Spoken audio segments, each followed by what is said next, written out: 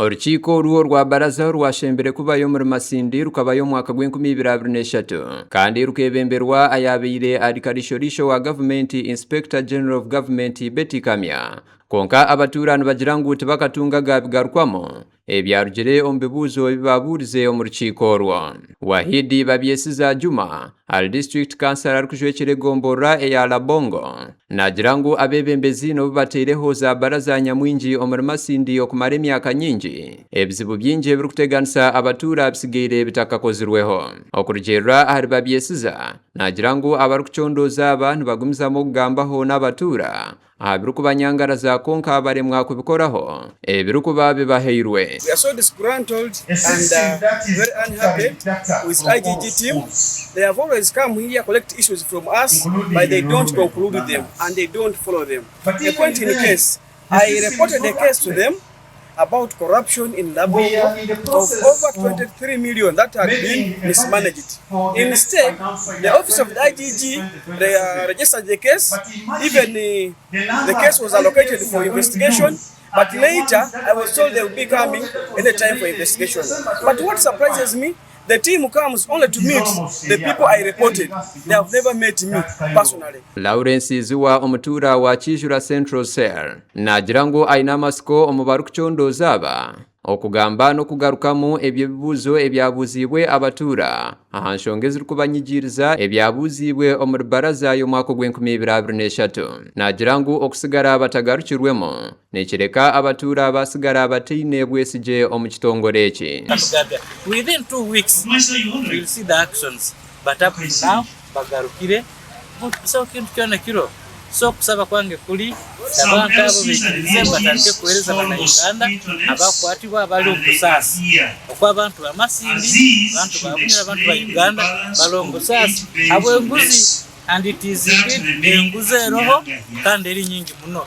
So kandi obwesigwa bwaitu okunira kwaitu nokuguma kwaitu kwina mbali IGG. Ondijo Mutura Shamimu Kasemire nabureriza ahabikwatirine n'omugasho gurukorwa ekitongore ekirukurwanisa obushomankuzi n'oburwenguzi arikugira ngu enshonga z'Abatuura nisigara itachondorizibweho n'obukwakuba okukorwaho. But it was of regret that the IGG did not give us a feedback.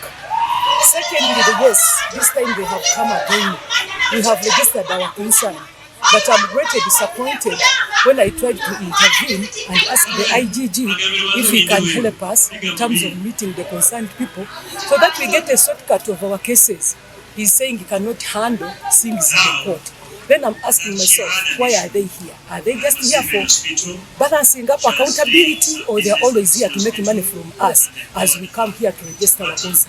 Omukugaruka mwebi byona Nicholas Abora ali ow'ebyamakuru omu kitongore kya Ethics and Integrity yashobora ngu enshonga z'obutagaruka kw'ebibuuzo eby'abatakani beyimanya yagira ngu gavumenti eriyo neetaho enkora ey'okugabana ebirikushasha Abatuura okubigarukamu aho naho ahari ebyo ebibarikuba nibeetombeitera. Say that we agree because that has come to our attention, and even before the Minister for State for Ethics, who is the one responsible for coordinating all these issues.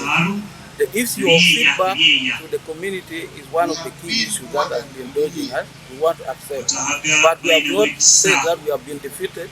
We are working on the system that will enable us to coordinate and give feedback to Christine Ramwaka ari manager wa Advocacy and Capacity Building omu kitongore ekya karishorisho wa government nawe enshonga y'okucerererwa kw'ebigarukwamo aha bibuuzo by'abantu yagira ngu nibagimanya yaraganisa ngu nibaija kushwijuma okureba oku barasya abantu obutumwa obukwatirine n'enshonga ezirikuba nizibashasha okuraba omu buhandiike aha bikwatirine n'okurwanisa obushomankuzi. Cases in court and cases that in court.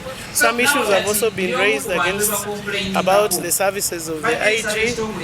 We acknowledge some of this, and we pledge to the people of Masindi that we shall improve. We shall improve on our feedback mechanisms. At least when we do any work, we should be able to give feedback and also keep in touch with our complainants. Because when people don't have information, that is when allegations come up. Gasha kwa Innocent atuganyira aha bwa Tayari West.